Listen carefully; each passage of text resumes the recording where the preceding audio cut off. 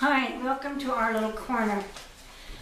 There's a lot of videos on YouTube about homesteading, and what homesteading used to be was that you paid $25, you staked claim on a piece of land up to 60 acres. You lived on that land for 5 consecutive years. You built it up. You put a home on it, a barn, you farmed it, you ranched it, you developed a water source, you had to live on it. You had to live on it for 5 consecutive years. After the 5 years, then that land was deeded to you, and then the $25 that you paid for that deed. But homesteading to people today is that they go out, they buy a piece of property or land that already has a home and barn on it, and they go out and buy critters. Cows, horses, sheep, goats, whatever it is that they think they should have. And you don't have to go out. I mean, if you're not really sure that's what you want to do, you don't have to go out and buy a big piece of property right off the bat. Stay where you're at. Make sure this is something that you really want to do, because there's a lot of sacrifices that you have to make when you decide you want to be a homesteader. If you have animals, you're not going to be able to take a vacation and just up and leave whenever you want. You're going to have someone come in and take care of the critters for you. And you're going to want them to stay at your home while you're gone, so they're sure to watch the animals so they don't break out their fences, no matter how tight a fence can be. An animal can always find a way out, especially goats. Goats are probably one of the worst on trying to get out. Climbing fences, climbing on trees. If a limb is down, they'll climb that limb if that's possible, and they can jump out of a fence if the tree's close enough to the fence. So you're going to have someone stay there while you're there.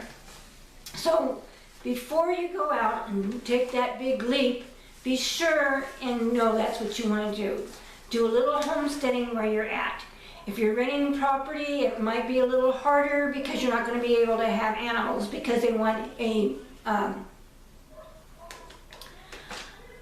deposit, and that is for animal cleanup.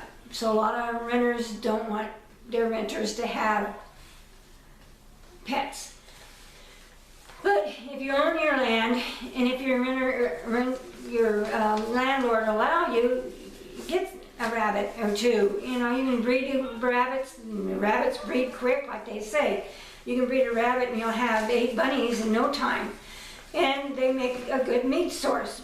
Chickens are a good source of protein and eggs, and you can also, once the hens get a little older, you can replace them with new hens and butcher out the old hens. You can also grow squash. Squash makes a beautiful plant out in the front yard. Your grapes make a great arbor. On an arbor, they climb over the top of the arbor. They're great for that. Strawberries are really nice inside of the big whiskey barrels. You can put tomatoes in the whiskey barrels. You can grow your cucumbers on a trellis, where they grow up the trellis, and the cucumbers hang down and they're not on the ground and getting rotten. You can also grow a lot of other vegetables. And when it comes to homesteading, it's not easy, and it's not for everyone. If you live somewhere where there's a lot of snow, or the weather's bad, you have snow, you have a lot of windstorms or tornadoes or hurricanes, you're going to be without power. You're going to not be able to have your street plowed if you live where there's snow. You live out in the country, they don't plow your streets for you, your roads. And that's something you have to do yourself. Either you get a pickup truck, and you can get one of those plows on the front of your pickup. It's hydraulic, it goes up and down, and you can plow your own road. Or you can hire someone to come in and do it for you. When you're homesteading, you're still going to have a job, because it takes time. I know people have talked about wanting to be totally self-sufficient on the land. While you can be to a point, flower is something that's really hard to grow unless you have 1,000 acres.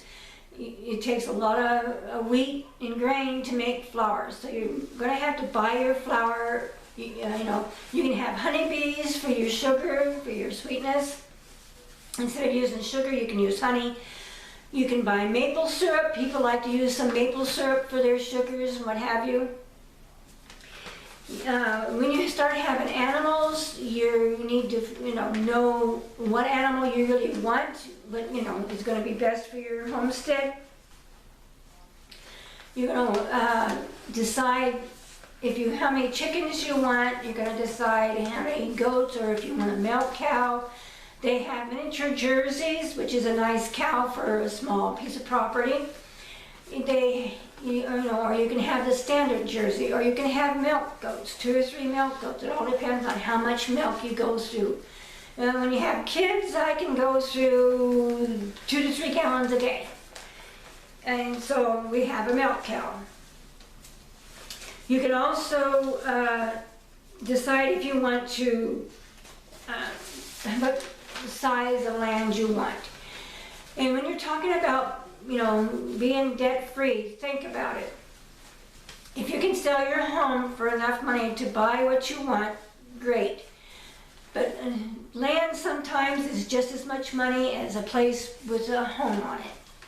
There's some land that's inexpensive. Also, you are going to want to be debt-free. You're going to have to pay cash for your land, or and if you don't want land, because if you buy bare land, you're going to have to put a well in it, you're going to have to put a home on it, or build a home on it, you're going to have to put a barn, you're going to have to fence it, and you don't want to do it all at one time, because then you're going to be in debt. You're going to want to do a little at a time. You're not going to want to build and have tons of bills. You figure out what it's going to cost for you to build your home. And if you have enough money to build your home, then you're going to want to fence it. So you're going to have enough money. So you're going to have to work no matter what. The mortgage-free thing, if you buy your land from a private owner and you're making payments, yeah, it might not be through a mortgage company, but you're still making monthly payments. So basically you have a mortgage. The landowner, you need to go through either a lawyer or a escrow company to make sure there's no liens or anything against the land, to make sure it's free and clear. And then you might want to have a lawyer to help draw up the papers to make sure everything is kosher, that you are not getting into something. A lot of landowners will let you pay for 3 to 5 years, and then they want a balloon payment at the end of that time. So make sure you know what you're getting into. You also, before you buy your land, you're going to want to know what it's going to be, if there's power and how close the power is to land. Some places it costs a lot of money to have power brought to your property, especially if it's like a 1/4 mile or so away from the property that you're looking at. So then you might want to think about solar and wind. And if that's the case, then you need to learn, you're going to have to learn that your lifestyle is going to change, because you're not going to have a lot of the things that you have now when you have solar and wind. They have refrigerators that are hooked up for solar power. You're going to have a gas dryer, a gas stove, or a wood stove. You might want to hang your clothes out in the summertime, and just have a gas dryer for the winter months. You're going to have either a gas cook stove or, like I said, a wood cook stove to cook with. If you can get in the wintertime, if there's heavy amount of snow, you're going to have to make sure that your propane tank is full, and have enough propane to last you for the winter. So if the driver can't get out there to fill your tank, you have some. Or you can buy 5-gallon tanks and hook them up and just take them in every time, have a couple of extras hanging around, so when one gets empty, you can hook another one right up and then go fill the one that just had gotten empty. So you're going to have to think about that. you're going to have to think about different things. Your vehicle, are you going to be able to use the vehicle that you have now? Schooling, is there schools close, or are you going to have to take the kids to school? Is the bus going to pick them up, or are you going to have to take the kids to school? Are they going to have to drive to school? Or maybe you might want a homestead, or a homeschool your kids. We homeschool ours. My grandkids are homeschooled. And your soil, when you have a homestead, you're going to have to check your soil. Everybody's soil is different from place to place. 10 feet away from where you start your garden, that soil might be a better spot, or where you're at might be the best spot, or 15 feet away might be better. But you're still going to have to build your soil up. You're going to have to get manure from local farmers. Chicken manure is very hot, and you don't want to put your garden on fresh chicken manure. You're going to want to till that in for the winter time and get it mulched in, to where it will be great. So when you plant in the spring, it will be perfect. Rabbit manure is great. Sheep manure and goat manure is great. Cow manure is great. Pig manure is awesome. It really works really well. Horse manure, the problem with horse manure a lot is it has a lot of seed in it, a lot of weeds in it. A lot of people feed grass hay to their horses, so a lot of that grass seed is going to come up in your garden, so you might not want to put horse manure in. You might want that horse manure to stay out in compost for 2 or 3 years before you decide you want to use it. Fruit trees are something you're going to want to think about getting and putting in, so you have plenty of fruit trees. They make great shade trees. Plus they give you fruit. You're going to want to on your garden. You're going to have to look and see how your weather is. Can you have a spring garden, or do you have to wait? Here we probably usually don't plant until almost the end of May, first part of June, because we still have 32-degree weather in May. Sometimes in May we can. Weather might change and we can start our vegetables. So a greenhouse is something you're going to want to think about having also, because you might want a greenhouse to start your plants, so the plants are well started before you transplant them into your garden. So your garden's almost grown by the time you're transplanting your vegetables in. You're going to have to find a spot where you're going to put your strawberries, because strawberries vine out. They have little feelers and they go out and they make babies all around. So strawberries are something you might want to put in another area and away from your garden.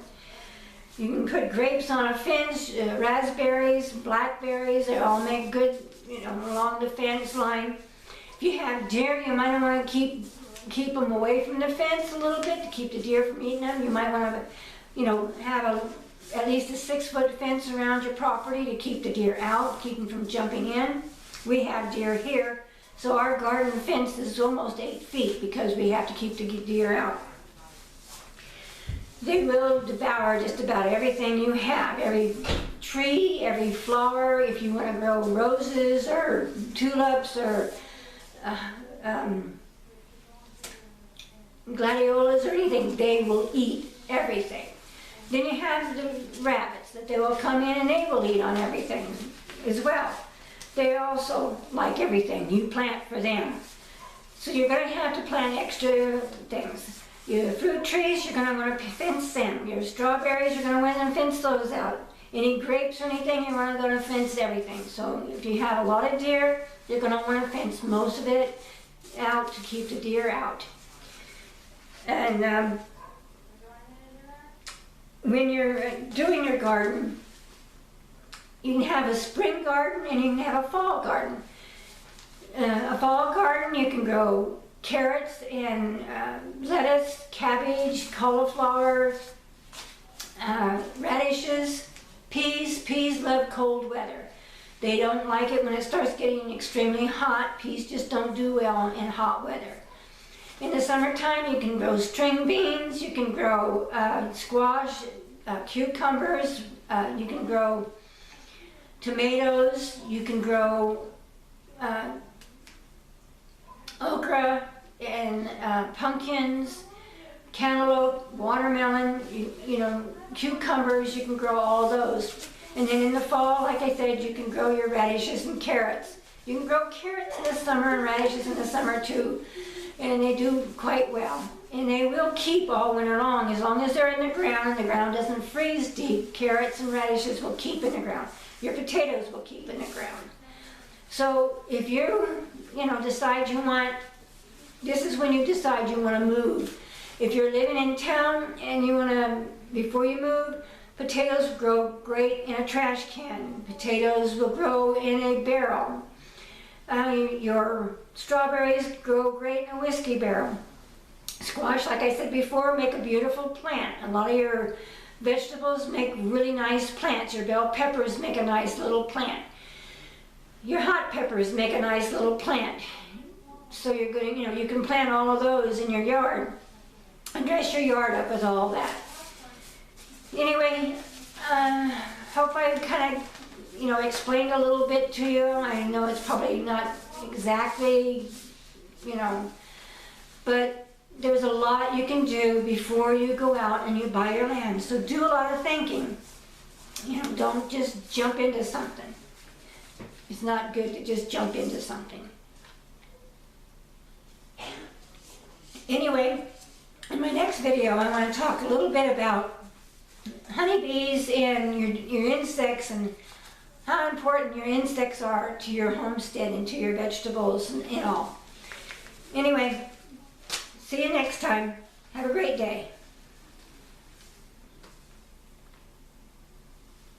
Oh, sorry, I fell asleep.